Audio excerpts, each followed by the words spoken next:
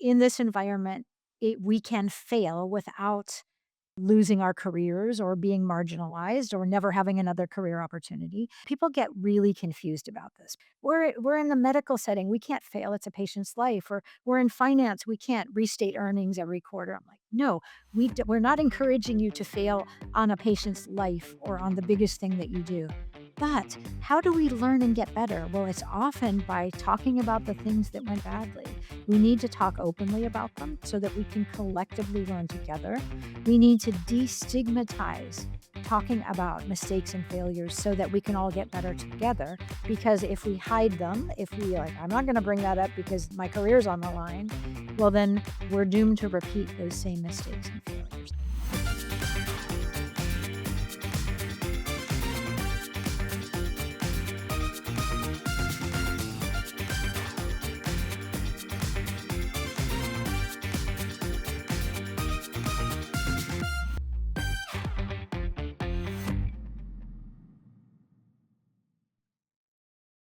Hi there, I'm Denise Chaffin, and I am your podcast host for Talking TA. And today I am honored to have with me Minette Norman. And Minette is the founder and principal for a company called Minette Norman Consulting. And Minette, I'm going to let you go ahead and give us a little bit about your background, some of the companies you work for, and also do me a favor and introduce your books. Today we want to talk about the two that we've been discussing. Sure. Thanks for having me, Denise. So, yes, I'm Minette Norman. I'm in the San Francisco Bay Area. And before starting my own consulting business and becoming an author, I spent 30 years in the software industry in Silicon Valley. So, I started way back in the old days in 1989. I got my first tech job at Adobe, and they were working on Photoshop 1.0. And I was a writer who wrote the tutorial for Photoshop 1.0. And that's how I got my start in tech. And then I moved to several other companies. I went to Symantec and EFI and a startup called Chaos Tools that didn't make it. And then I ended up at Autodesk. And like all of the other companies before that where I worked, I thought I would spend 2 or 3 years, but I ended up spending 20 years at Autodesk, starting as an individual contributor and ending up as the VP of engineering practice with thousands of people on my org chart. So I had kind of an unexpected and amazing career. And then after 30 years in that industry, things changed in my last job. I was in that VP role for about 5 years. We had a leadership change, and it became really clear to me that it was time for me to move on. And I was also clear that I didn't want to go work for someone else at that point in my career. And so that limited my options, so I decided to work for myself and start my own business. And now what I do is I do speaking engagements, I do workshops, and I do consulting and advisory sessions for companies and really across industries. During the time since 2020 or 2019 when I left the industry and today, I've written 2 books. So I co-wrote the first book was, The Psychological Safety Playbook, which I co-wrote with Carolyn Helbig, a woman I met in an online class in 2021. She lives in Germany, I'm in the US, and we wrote this book together, never having met in person. So I have lots of thoughts about what's possible working virtually because I have done it myself. And then I wrote my own book, The Boldly Inclusive Leader. And so much of the work I do is on psychological safety, inclusive leadership, and creating workplace cultures where everyone can do their best work and thrive. So that pretty much takes us up to today, Denise. Oh, that is amazing. It really is. I love the story about co-authoring a book with somebody you've never met. Yeah, and we have a new book, actually. We have the follow-up to the Psychological Safety Playbook coming out in May of this year, and I think over these last few years, we met in 2021, our first book came out in 2023, and we have just refined our working process and gotten to know each other so much better, so we are like a well-oiled machine in terms of working with a 9-hour time difference. Yeah. That's great. It really is. Well, let's talk about that book first. Let's jump in on Open Up. It caught my attention first. And it's about expressing our own emotions, especially as leaders, because I think that's one area that might interest our audience, of course, because showing emotions are good, obviously, but we also have to regulate our emotions depending on what situations we're in. Yeah, and so there's so much there to unpack. And one of the things I maybe before even talking about emotions, let me just talk about where this comes from, which is that the traditional models of leadership that we have known for decades and maybe centuries were sort of this idea that the leader had to have all the answers, they had to be perfect. They couldn't show in fact, showing emotion was seen as like taboo, right? We cannot show anything human. We have to be in control at all times.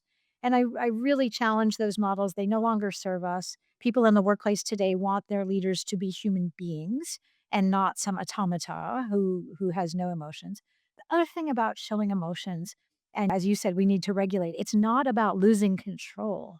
And in fact, what we talk about in the book is becoming more aware of what we are experiencing emotionally so that we can respond in ways that we're going to be proud of rather than letting our emotions rule our behavior and maybe losing our cool and lashing out at someone or snapping at someone because we've gotten frustrated or we've gotten challenged and we are not aware of what's going on. And so it's a skill. It's really about noticing what's happening. Whether you're a leader or an individual, it doesn't matter. We all can get better at this.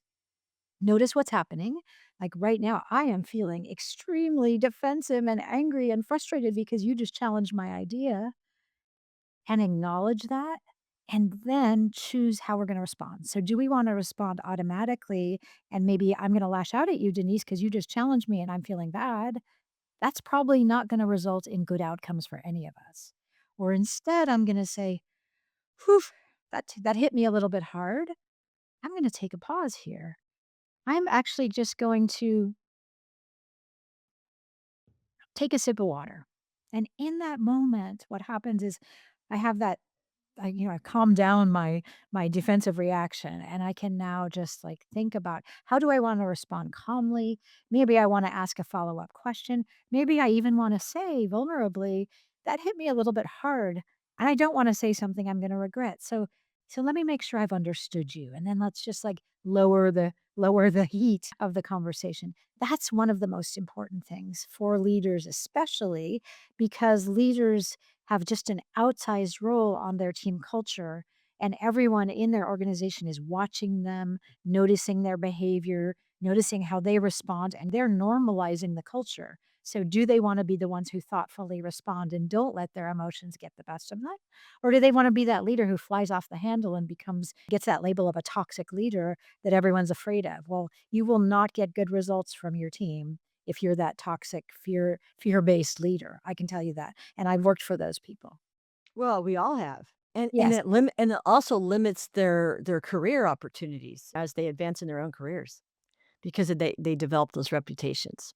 Yeah, and unfortunately, I will say yes and to that. Yes, and because sometimes what I've seen, especially in the tech industry, is like those people who are often seen as like the toxic ones, but they're the rock stars. Like for some reason, they're technically amazing, they're considered a genius, and they get away with that behavior for a very long time until something so catastrophic happens that they can't.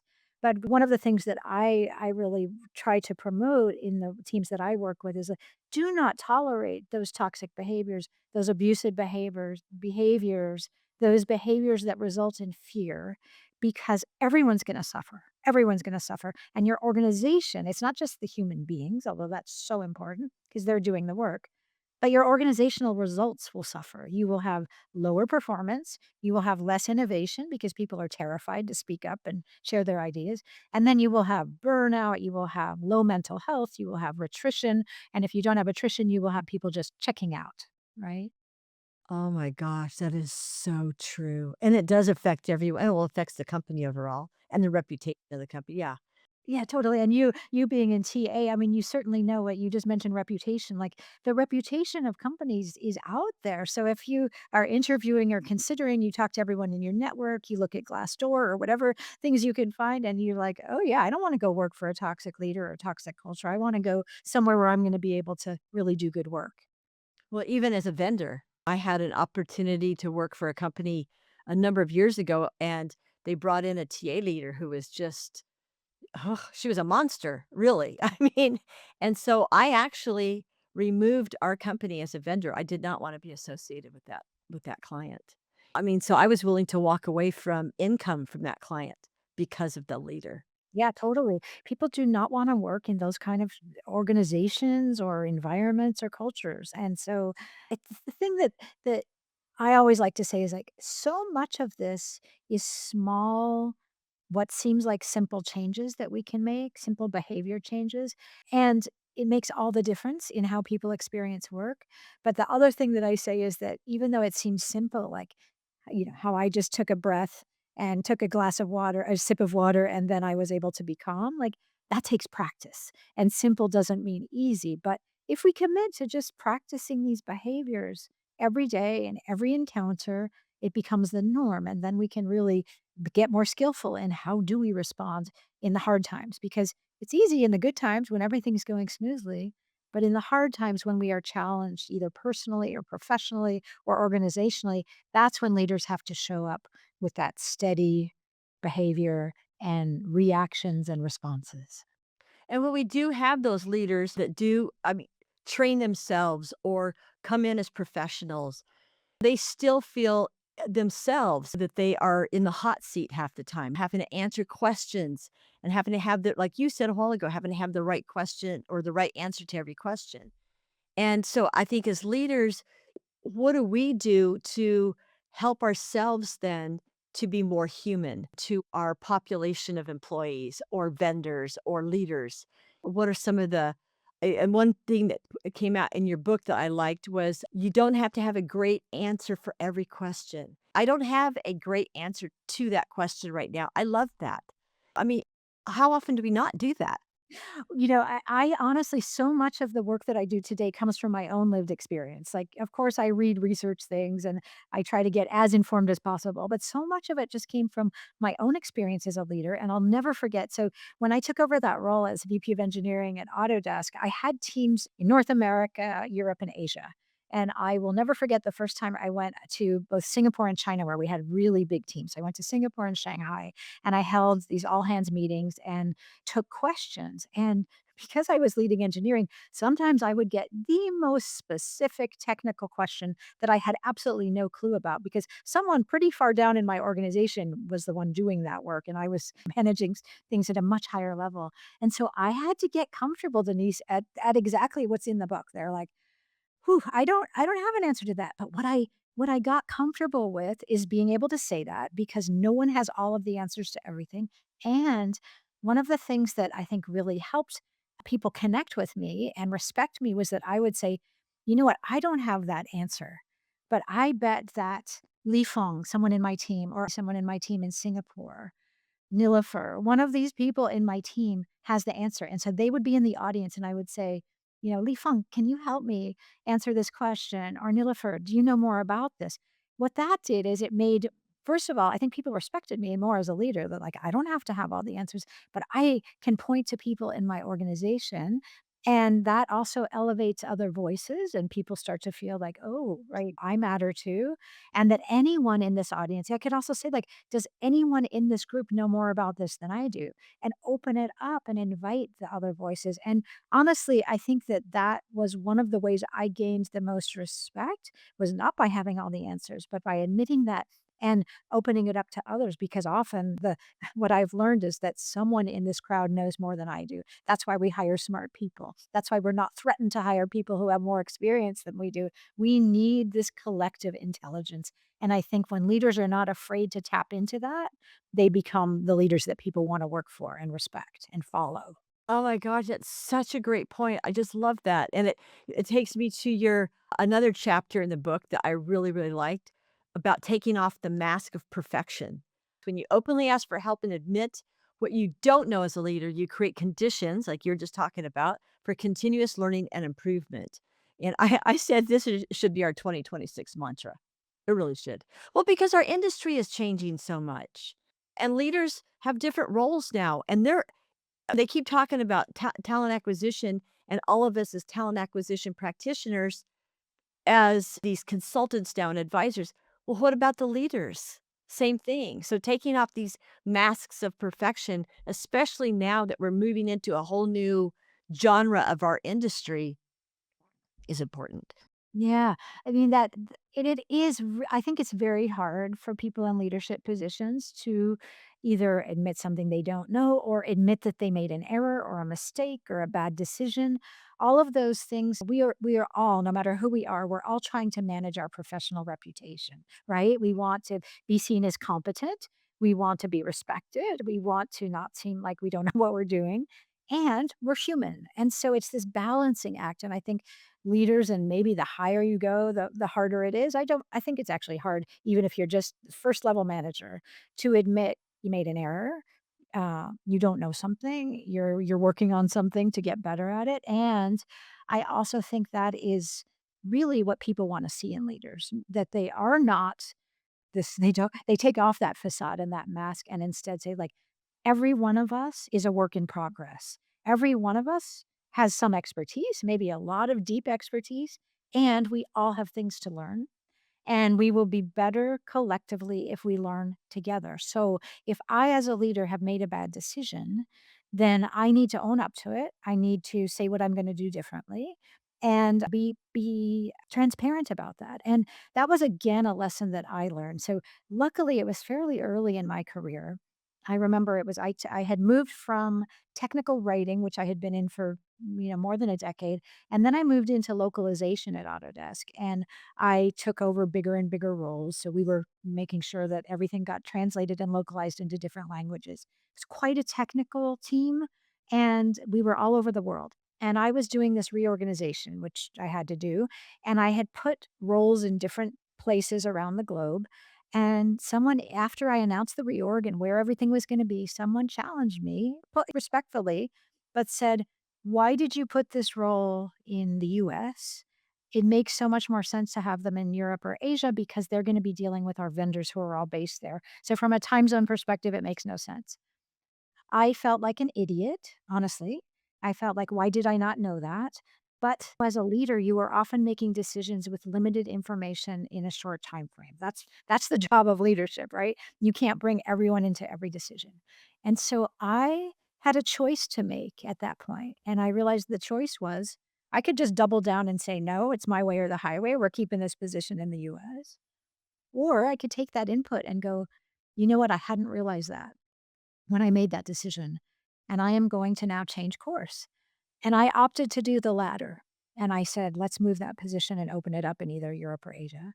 And I had this moment of, okay, that's the end of my career. Like, no one's going to respect me because I made such a bad decision. And instead, people said, I really respect that you changed your mind, that when you got new information, you reversed course. And that's something I took to heart for so long and really kept going with that. Like, yes, I'm going to make the best decisions, most informed decisions I can. And if this happens again, and it will at some point that I made the wrong decision, be willing to change and not just dig in because I'm trying to preserve my reputation. So that was one of the hard lessons I learned. Wow.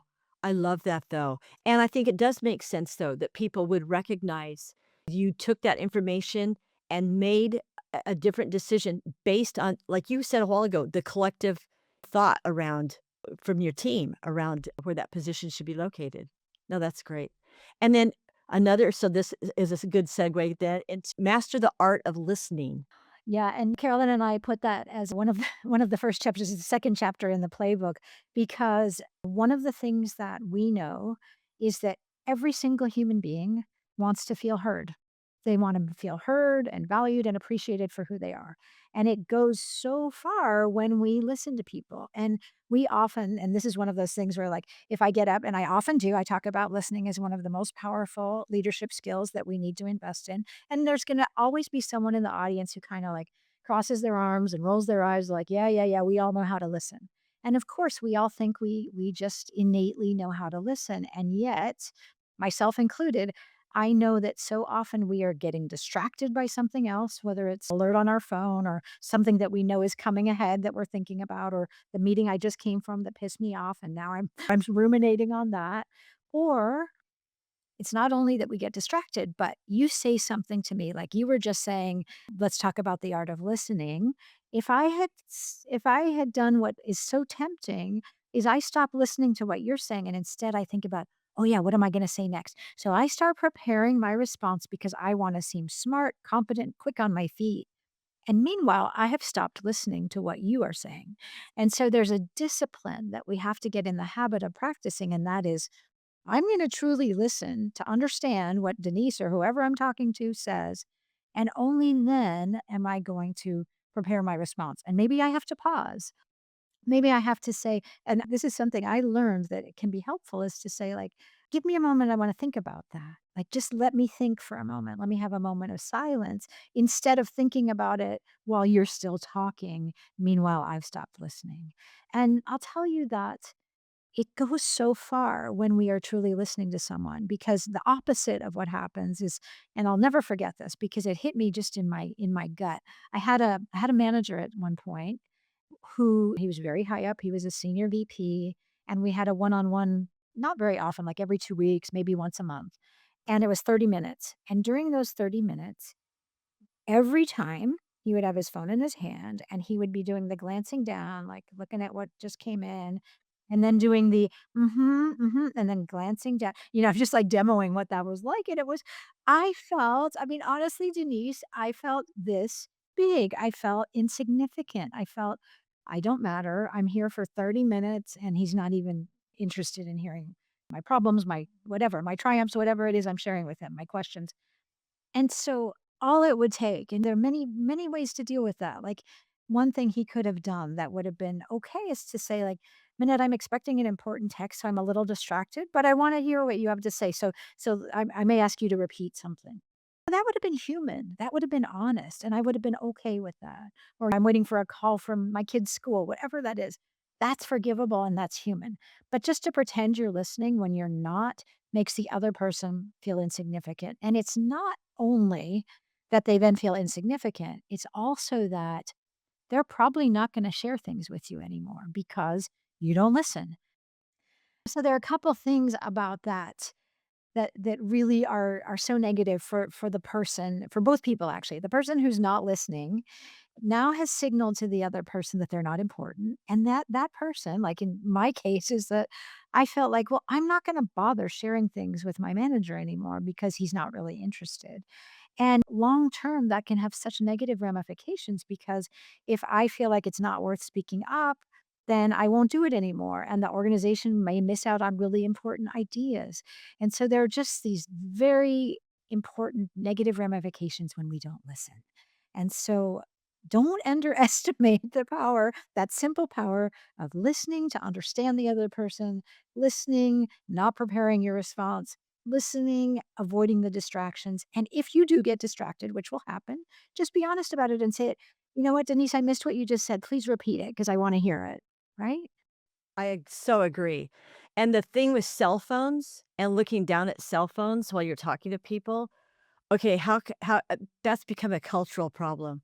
I don't I mean, personally, professionally, it's just amazing that we have the whole digital distraction thing going on, and it's so annoying. Well, there's a whole chapter on in the Psychological Safety Playbook on the art of listening. So we dedicate a whole chapter to it.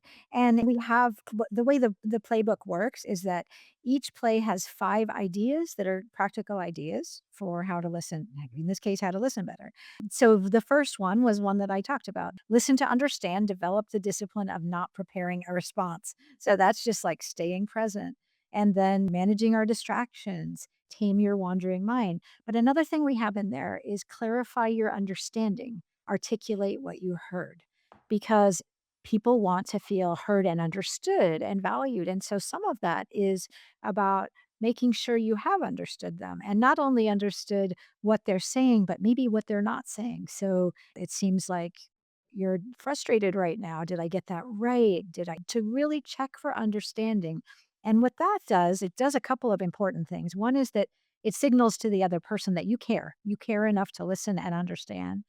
It also is what interestingly enough is that when you do articulate, like re-articulate what you heard, it gives the person an opportunity to clarify their thinking. Maybe they didn't communicate what they wanted to, or maybe you misunderstood them. So they can say, no, that's not exactly what I meant. What I meant was they get clearer, they feel heard and valued, and you're having just this real human connection through listening better. So that's another idea.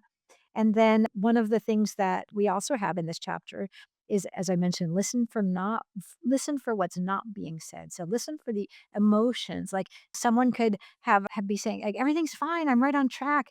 You can read their body language. They are not on track, but maybe they're afraid to tell you they need some help. So notice that. Like, I know you're saying everything's on track. I'm getting a sense there might be something going on that you're not sharing. I want to, I want to support you. I want to make sure that you're going to be successful. As you do that, that gives someone an opening to say, yeah, I'm really worried about this one thing. And then you can have an honest conversation. So much of the time, we are, as I said, we're managing our reputations instead of being honest about what's going on. But our leaders have to give us that opening and be truly open to listening when we say, I am not on track. I do need some help here. And not just be punitive, but to say, okay, what are we going to do to get this project back on track? Let me brainstorm with you. Maybe we need to bring someone else. And then the last idea in our book in our chapter on listening is commit to curiosity. Tell me more. So sometimes people will say one thing and then they'll stop because they think like maybe they're not interested, maybe they don't have time. And when we get really curious to understand the other person, we say like, okay, say more about that. I want to make sure we've gone deep enough. I want to make sure I understand. Tell me more. Like that's just such an opening and an invitation for people to share what's going on. And so these are just 5 tips. There's so much more, of course, but what we do in this playbook is we try to give you practical things you can put into motion right away and not overwhelm you. So let me just say, like, today I'm going to try this, tell me more. Maybe that's all I'm going to do, but you'll be surprised what a difference that small behavior shift can make, because suddenly people are like, oh, she really cares. Oh, she's really listening to me. Maybe I matter. And that changes the dynamics of everything. I love, to the point that you brought up that when you are asking a question about "Tell me more," and the person responds to you, to repeat back what they've said so that you can, number 1, acknowledge that's what they meant, and number 2, that they've been heard. And I love what you're saying too about watching for emotions. So it's almost like, as besides listening with our ears, we need to also listen with our eyes and just our gut feelings around people's emotions. I love that. Yeah. I'm reading a preview of a book that's coming out later this year, and so much of there's a lot of research in there about emotions, and it's fascinating that we are unable to make decisions without the emotional part of our brain working. So most of our decision making is actually emotional, even though we would all say we're making decisions based on facts and data.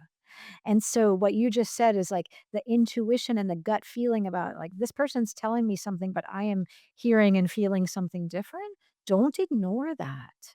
Don't just take the facts or the words. The emotions are going to tell you a lot if we can start to tune into them and get more skillful in recognizing them. And maybe we say like, it seems like you're fearful right now. And they're like, no, I'm not fearful. I'm actually frustrated, whatever it is. But they can clarify how they're feeling, right?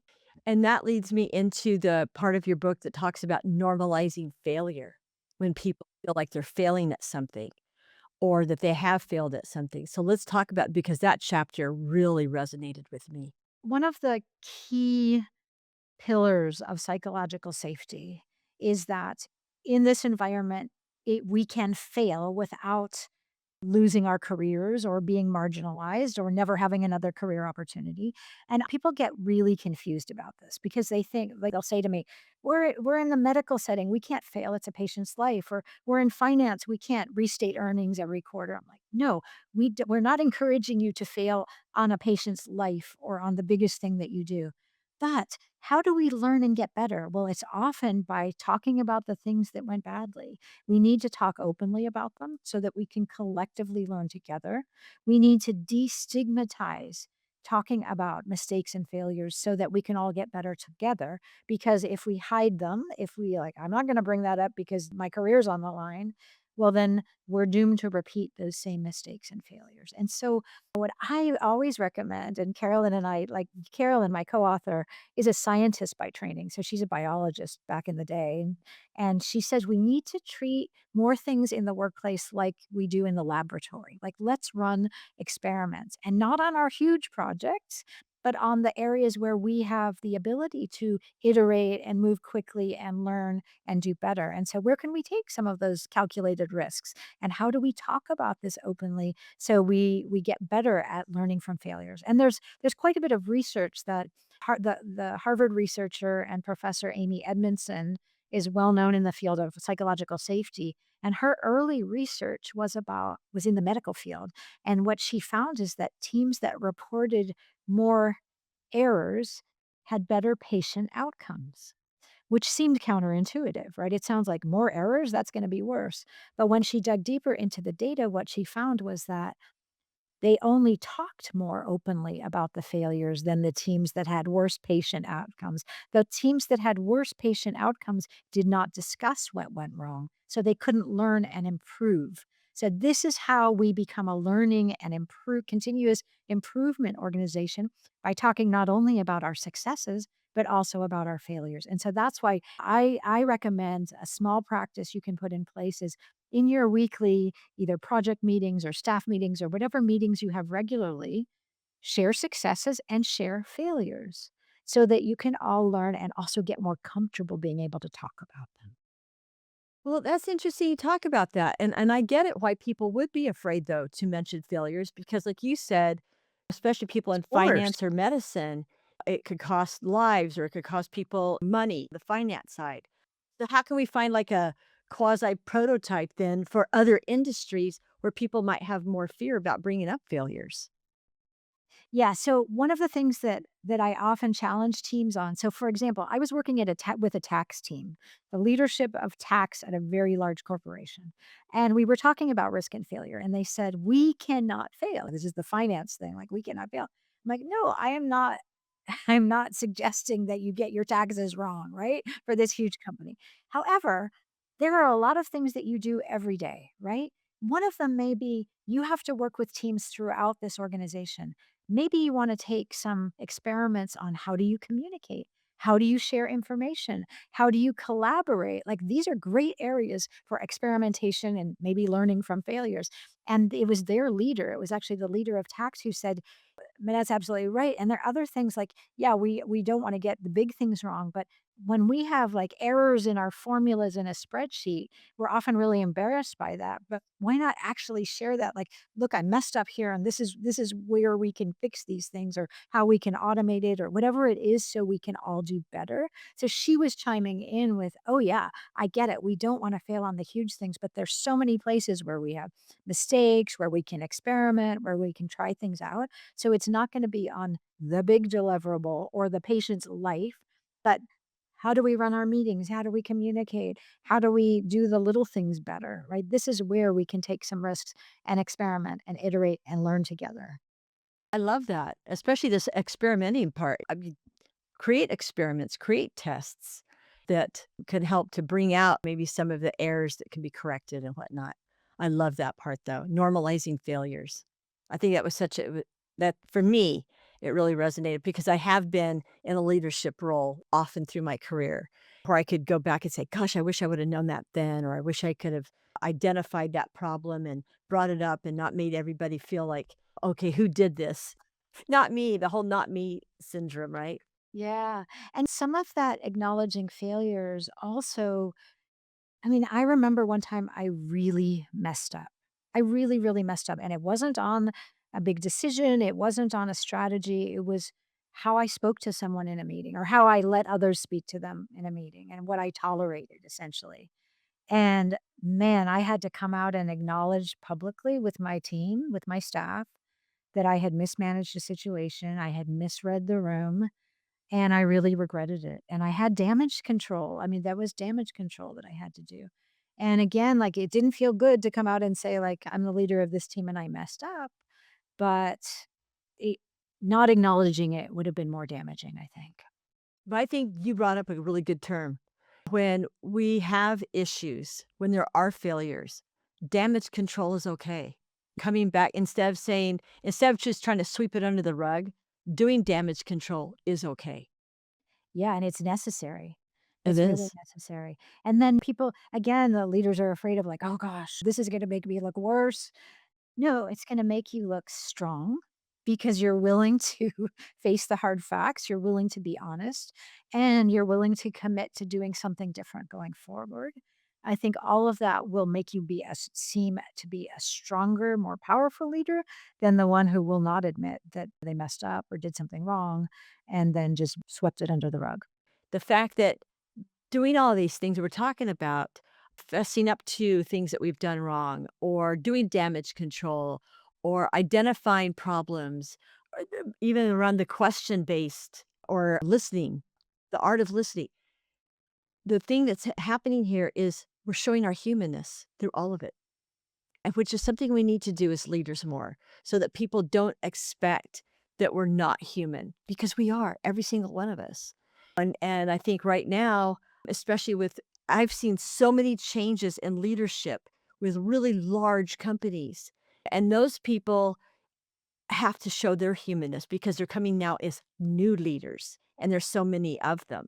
So I think this is an amazing book. Thank you, and I don't know if you noticed that as you're pointing to need to be more human, is the subtitle of the book is "Lead More Powerfully by Being More Human." And Caroline and I completely believe that you will be a more powerful leader the more you really lean into being a human being and not a machine. Exactly, and I think too that people, when they fear losing their jobs, that is so the wrong attitude to take about kind of coming forward to make change, to be a better leader. I don't think that people realize we're not gonna lose our jobs as easily as people think we are going to, especially if we do show our humanness, because then people can resonate and relate to us better as people, and I think it's a people first industry. It's a people first world we're living in still. Yeah, With yeah. all the talk about AI, it's still a people first world we live in. Let's talk about your other book, The Boldly Inclusive Leader. So, kind of give us a little background on why you wrote it. Well, it's funny because I was actually working on the Boldly Inclusive Leader before I met Carolyn and before we decided to write the Psychological Safety Playbook. I started outlining it when I was still in tech. I was working at Autodesk and I was in my VP role, and I realized I had learned so much about leadership from good role models and bad role models, from things I had learned through my own mistakes. And I realized this workplace that I'm working in right now favors the people who are in the dominant group. It's always the same people who get the stretch assignments and who get in front of the exec staff. Like, there are so many people in this organization that are unknown, that are incredibly talented, and are not getting included in these important conversations and opportunities. And yeah, we do not practice inclusive leadership. We favor whoever is most like us. We favor the people we're comfortable with, and we ignore or even punish the ones who challenge us or who are different from us. And I realized I mentored so many women and I was an ERG sponsor. And so I worked with a lot of people who considered themselves not the dominant group, not in the majority, and how much they were suffering at work and how leaders really set the tone for, is everyone truly getting the same opportunities, and are we are we really fair with everyone? Are we including everyone equally? And I found that wasn't true, and I decided I wanted to write a book about doing better and really creating the conditions where every voice mattered, where every human being was valued, and where everyone could contribute to the same degree, to the same extent. And so I started working on that book, and I knew, because I had read so much and I had experienced so much, that without a foundation of psychological safety, we do not get to that feeling of inclusion and belonging. So I have a whole chapter in The Boldly Inclusive Leader on psychological safety. So I had that all outlined. And then in 2021, I decided to take this class on psychological safety assessments. And that's when I met Carolyn. So we ended up taking this detour to write the playbook. Meanwhile, I was still working on my other book. So I put it on hold. When we finished writing the playbook, I went back and I wrote the whole manuscript for the Boldly Inclusive Leader based I revised the outline, but based on that original outline. And the funny thing is the 2 books came out 6 months apart. So the Playbook came out in February 2023 and the Boldly Inclusive Leader came out in August 2023. So I had 2 books out the same year, which is not what I would recommend to most authors, but oh well. But this book is a longer book and it is more story based because what I know is that human beings learn from storytelling. And so I told a ton of stories in each chapter from my own experience, from other people's experience. And that's what people tell me resonates with them is that the stories, because oh my gosh, I can relate to that story. And I spoke about the book at a conference and it was actually a women's leadership conference. And there were women in the room who they came up to me afterwards and said, I cried when you told that story because I have lived through the same thing. And so I think this is how people connect, and I really want to change what leadership looks like and feels like in workplaces all over the world. So that's why I wrote the book. That's great. Well, I really love it says here this book is a 10-chapter progressive journey. I love that. And each chapter is a step in becoming a boldly inclusive leader. But you also talk about empowering other people to be inclusive leaders or to be leaders. Hopefully inclusive. Anyway, I like that part of it, and you mentioned when you're talking about being at an all-hands function and somebody had asked you a question, and then you kinda put it out to other people in your organization to answer the question because you didn't have that specific answer. That right there is becoming as being a boldly inclusive leader. Right, When you're right. including others in questions that you can't answer, and you're allowing people then to be that voice that answers the question that needs an answer. So I think that's amazing. The Ask Me Anything story. That honestly, that was the beginning of the end of my career in tech. That was a rough story, and I've told it a lot because not just to I mean, this is not about like me, me, me, me, me. This is about stories that have are not only about me, but that other people have experienced, and I am willing to share them because I think it's important. So what happened was I was at an executive gathering. There were about 100 of us. It was all the executives in the company, and the CEO was holding an Ask Me Anything session. So and he said, "Ask me the hard questions." And so I had a question. What happened was I, at the time, was the executive sponsor for one of the ERGs, the employee resource groups, and we had just run our first DEI survey. So this is back a while. It was in the early days of DEI. And the CEO had shared the results of the survey. And the takeaway was we're kind of in line with our peers. We're not really better. We're not really worse. That was the upshot of the survey results. So when I met with the ERG that I sponsored, members said to me, "What are we going to do? Like, what's going to change as a result of that survey? Is it just we've had the results and nothing's going to change?" So I said, I don't have the answer, but I'm going to go try to get you an answer and bring it back. So at this Ask Me Anything session with our CEO, I raised my hand and I said, I'm the executive sponsor for the Black ERG. And members are wondering what we're going to do as a result of those survey results because it sounds like we're just publishing them and not doing anything else? I thought it was a fair question. I tried to ask it in a very calm voice. But what happened next was devastating because our CEO lost his cool. He did not take that breath. He did not think about his response. And he yelled at me and he's like, Minette, that is not an appropriate question. You should be shutting down these kinds of discontented, complaining conversations. As a VP in the company, you should not be doing. And he yelled at me like that in front of my peers, 100 peers. And I literally like I don't even know what happened next. I felt so embarrassed. I felt horrified. I felt like my career is now over. I've been humiliated. But what I learned later, and this is a much longer story that I could go on and on. I'll try to make it short, which is this. I learned that it wasn't just the impact on me that his explosion had. He lost his cool. Everyone in the room witnessed it, and everyone in the room knew, do not ask the challenging questions because you're going to get embarrassed and humiliated and shut down just the way Manette did. And I can't tell you how many people came up to me in private afterwards to say, that was not okay. I'm so sorry that happened to you. One woman said, I'm never going to ask a question again. Like, this is the damage that happens when we do not regulate our emotions. Wow. Wow. Yeah, I had a similar experience when I was working for Motorola one time. We had our leader asked us, gosh, you just brought up something really old I hadn't even thought about for a long time. He asked us all, same thing. Does anybody have any questions? I asked one and he shut me down. And I didn't even know how to respond. Yeah, it catches you off guard. So I just sat and got real quiet. And then afterwards, I got mad. I felt angry. And I went into his office and I told him how I felt. And he didn't even say anything because I mean, I was pretty direct with him. And I said, I mean, if this costs me my job, it does. But I will never let anybody talk to me that way again in my career. And I just, I was so That was furious very with courageous of you, Denise. it was.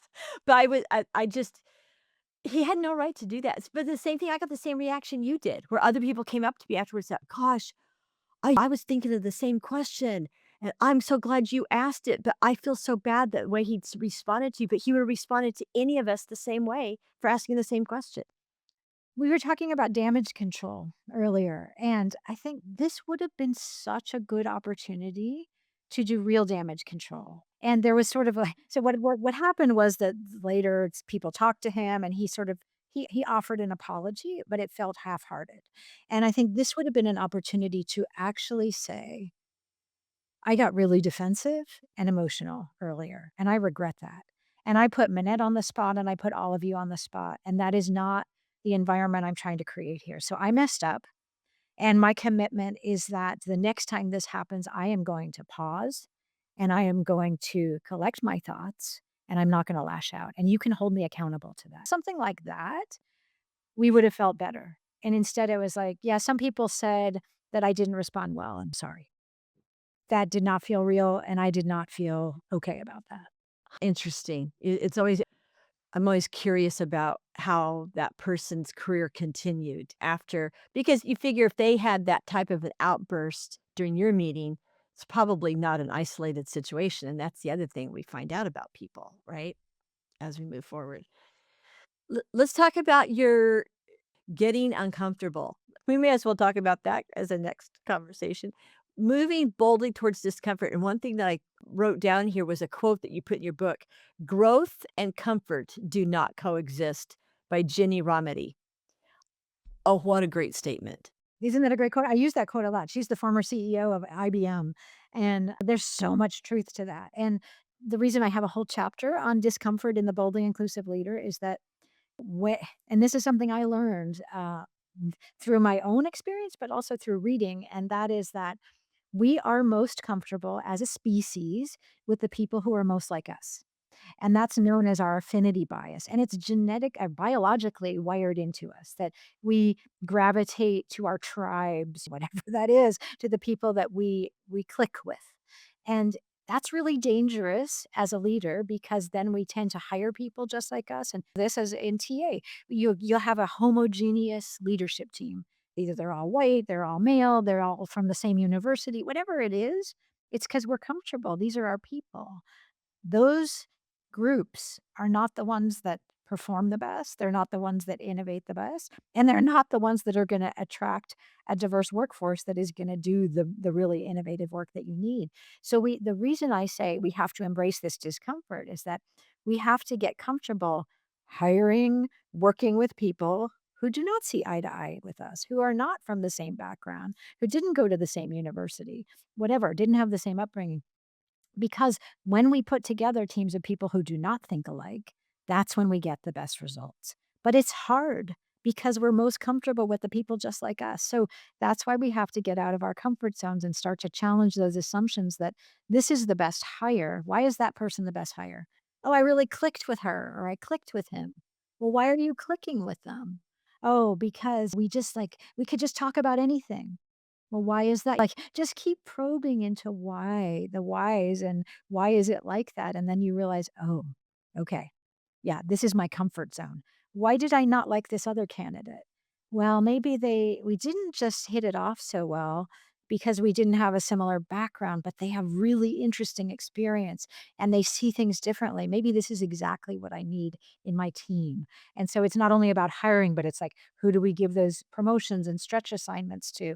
Is it the people we click with or the people that maybe we don't click with, but have something really important to add? So this growth and comfort do not coexist. I truly know that in my heart, and I know that in my head as well. And so we do have to like be willing to get uncomfortable in doing this work of leadership, because otherwise we will fall into those very, very unhealthy patterns of just surrounding ourselves with people who agree with us, think like us, look like us. Well, that's why it's important too to have a diverse interview team when you're hiring people, Yes. Yeah. so that each person who has an interview with a candidate can say what they like about that person or any concerns, but they don't necessarily always match up. But then you've got this collective opinion or collective opinions on why the person should be hired or not hired, and then kind of base your decision around that so that you kind of do kind of break up that monotony or that homogeneous type of interviewing and recruiting that you're talking about. Interesting. Yeah, I like that. You talk about building trust by being human. It's kind of akin to the take off the mask in the other book. But I just still think that that is an important statement, especially if you want to build inclusive leadership. Yeah, and it's not, it's very much related to what I was talking about earlier about like not having to be perfect, being honest. And one of the things that I saw a lot of leaders do is they don't share information because they think their organizations, their staff members can't handle it, or it's going to be make them uncomfortable. And what I really believe is that, and I practice this as a leader, anything that wasn't confidential, there were things obviously that we had to hold at a certain level, but if it wasn't confidential, I trusted my team to know this information. And so I shared honestly what was going on, because when people feel that they have the context in which you're operating, they are more invested. And so just to be honest, like we're not quite sure about X, or there's some challenges ahead that we're going to have to cope with. Maybe we can all collectively help contribute to solving this challenge, as opposed to keeping your team in the dark and babying them. And I don't believe in that. I believe in treating everyone with the respect that they are a fellow human being and they're a professional and they can handle knowing this information. And collectively, we may solve the problems better if they do know the context. And so, honest honest with what's going well, honest with not what's not going well, and then just being vulnerable as a leader, again, to admit what we don't know and also to ask for help. I learned that often leaders don't feel that they can ask for help and certainly don't feel that they can ask their staff members for help. But what I found, like when I acknowledge that I am not really good at presenting data in a visual way, and I know that about myself, and I told my team that, and I'm like, I had 3 people who could do the best infographics, whatever I needed to step in to fill in my gaps. And that then if we could all be honest about what we're not good at, there's someone else who can fill in that gap. But I'm really good at this and I can help you. So that was one of the things that I think that was so important and that I talk about in that chapter is like asking for help, admitting what we're good, sharing what we're good at so we can help others, and sharing where we might need some help so others can help fill those gaps. Which is your other chapter, embracing differences. I mean, that's kind of leading into that because you are embracing the differences then and to help kind of bridge those gaps in your organization. And plus, not only that, but I mean, what a more cohesive, it's the most cohesive team building exercise you can actually do in an organization is to look at who can be assigned a particular project that somebody else isn't as good at or talented at. Yeah. So, one of the things about embracing differences that's really important to me and that I do a lot of work on is how do we hear all the ideas and hear all the voices? That is how people feel included and that they belong, is that my ideas count. And so, a lot of that, and there's a whole chapter on running meetings, but a lot of this is how we can practice better meetings where we actually can hear from everyone. We can brainstorm and get all the ideas on the counter, on the table. And this is so important, and that's a lot of the work that I do is like, how do we make sure that even the quietest voices, or the voice of someone who for whom English is not a first language, or the voice of someone who is neurodivergent and maybe doesn't communicate in the same ways as everyone else, how do we still get all those ideas on the table? And that's a longer conversation, but that is the heart, I think, of inclusion and belonging, is that everyone's voice and ideas matter. And well, and their expertise. Yes. Again, like you Yes. brought it up a while ago. I mean, what are the gaps right now? And who can we pick from the team that can kind of fill in And it could be the person who's the quietest in the room, and nobody even realizes that person has that particular talent. Yeah. So just identifying that. The other thing I want to talk about, though, is dismantling in groups and out groups. Okay, so in groups and out groups, they have existed forever, and it also is this affinity bias thing that I talked about earlier. But like, think about when you were in school, right? And there were the cliques of like the cool kids and the not cool kids, right? Those phenomena. That's in so are you in, are you out? It is all over the workplace. I saw it everywhere I worked. And I certainly noticed it when I was in this more senior position. I could see like who are those people who are constantly getting to present to the C staff? It's the same people over and over. Are those the only people who have something that should be in front of C staff? No, it's that all these other people are sort of on the outside. They're the outsiders club versus the inside. And the inner circle has privileges and power that everyone else doesn't. And so I am not going to pretend in this naive way that we can completely get rid of them because some of this is just human nature. But I think as leaders, we have to be incredibly attentive and vigilant that we are not favoring some and not favoring another group, and that people are not feeling that I'm on the outside. And honestly, even when I was in a VP role reporting to an SVP, so I was one step below the C suite, I often felt like I was not on the inside because even within that staff, there was an inner circle. And I felt like I was on the periphery of that inner circle. And if the decisions needed to be made or if opinions were being solicited, mine probably didn't matter. And it's a terrible feeling. And you know what? I'll share one thing about this, about the inner circle versus the outsiders, is that there's neuroscience research that shows that when human beings experience exclusion from a group, our brains register pain. This has been studied. It's an amazing research project that was done by Matthew Lieberman at UCLA and a team of neuroscientists. They put human beings through functional MRI technology, and they had them simulate games when they were included in a game and left out from a game.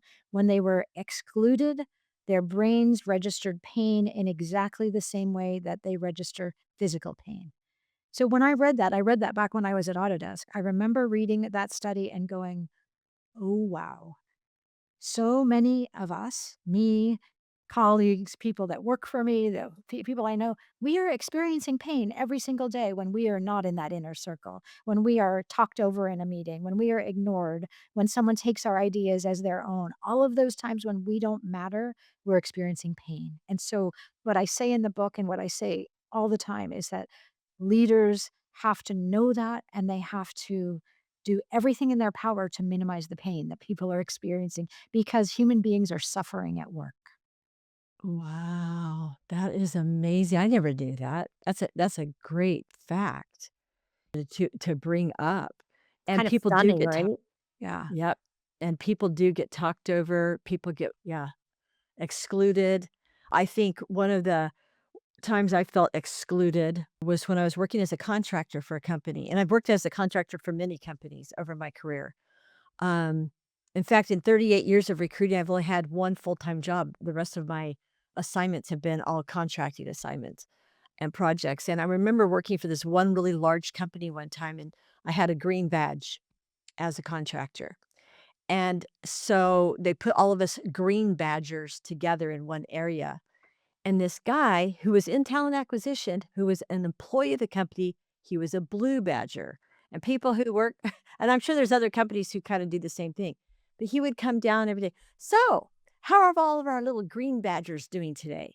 And you felt this really weird feeling, like, why are you pointing this out like that? And even in their cafeteria, if you were a blue badger, you got this for free. But if you're a green badger, you had to pay for it.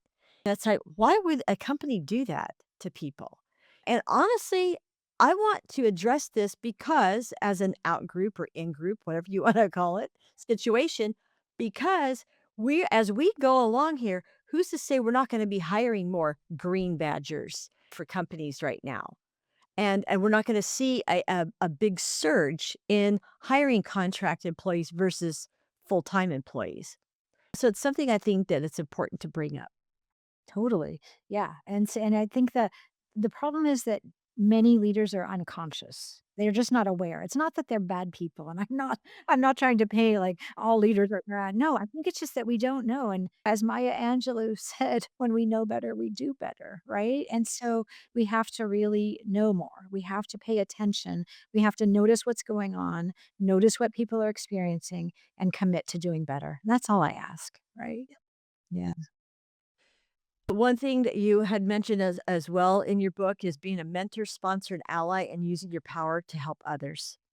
Well, I think it's so important that as we rise through the ranks and we rise in leadership, it is I truly feel that it is our obligation to help others become leaders because you're not going to be there forever. And I think we have to give back. And so one of the things that, and I also found it was like one of the most enriching things I could do was I mentored dozens of people over the years.